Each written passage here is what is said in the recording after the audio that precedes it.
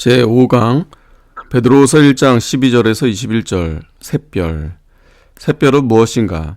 변화산에서 이는 내 사랑하는 아들이요 내 기뻐하는 자라고 하신 말씀을 들었다는 말씀을 증거한 후에 또 확실한 예언이 있다고 했으니 변화산상의 예언은 확실한 예언이 아닌가? 19절 날이 새어 샛별이 너희 마음에 떠오르기까지. 자연현상은 밝기 전에 샛별이 떠오르는 법인데 여기는 그 반대입니다. 베드로가 변화산상에서 들은 음성은 베드로에게 힘이 못 되었습니다. 활동력이 못 되었습니다. 이는 베드로에게 있어서 확실치 못하여서 자기를 인도해 주는 힘이 못 된 것입니다. 그 말씀이 확실치 못한 것이 아니고 베드로가 생명력으로 받지 못한 것입니다. 19절 등불.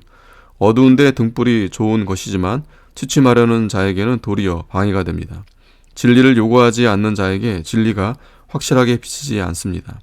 변화산상 당시에는 베드로가 아직 진리를 요긴하게 받을 형편이 못 되었으므로 자기가 지내본 경험으로는 그때 하나님의 말씀이 확실하게 받아지지 않았습니다. 19절 날이 새어 태양이 떠올랐다는 증거입니다. 19절 샛별 날이 셀 때가 되었다는 증거입니다. 이 두 말씀은 비유니 신자의 심중에 샛별이 떠오르고 밝아져야 한다는 뜻입니다. 샛별은 참 하나님이 살아계시구나 하는 깨달음입니다. 즉 날이 샌 것은 예수 믿게 해 놓은 것입니다. 예수 믿게 해 놓았으니 이제는 샛별 곧 증거가 있어야 하겠습니다. 김 목사님이 처음 믿을 때 주일에 가게 닫고 주초 끊고 우상잼을 3배 목매어 죽인 계곡이 금화였고 뚝섬에서 오는 들길에서 주 예수 날 사랑하시니 하는 찬송이 나왔습니다. 이 모든 것은 다 날이 샌 증거입니다. 그 후 기도하여 병 나은 때에 비로소 하나님이 살아계시다는 증거를 깨닫고 믿음의 힘을 썼습니다. 이것이 곧 샛별이 떠올라온 것입니다. 믿으면서 세상을 끊어버리지 못한 자는 아직 샛별이 떠오르지 못한 자입니다.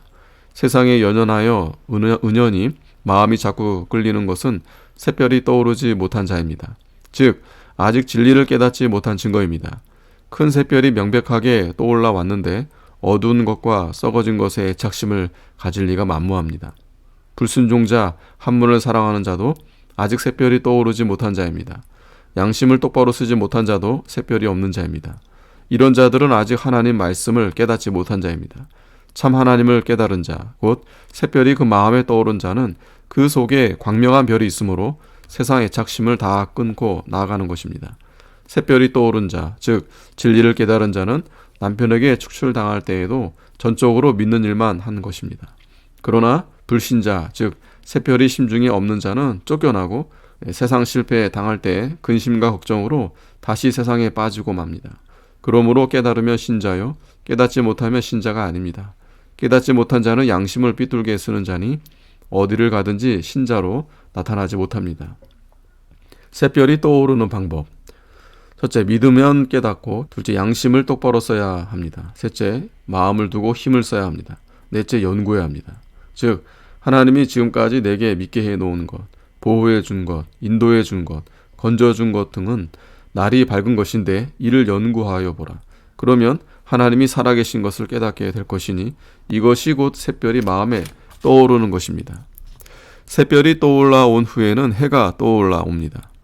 첫째, 기쁘고 즐겁고 평안이 있고, 둘째, 명랑해지는 것이고, 셋째, 앞길이 환하게 빛나는 것이고, 넷째, 이 세상에서도 천국 생활하고, 다섯째, 앞길이 형통하게 되고, 여섯째, 어두운 것이 싹 물러가고, 일곱째, 하나님과 언제나 동행하고 그 얼굴을 늘 바라보면서 걷습니다.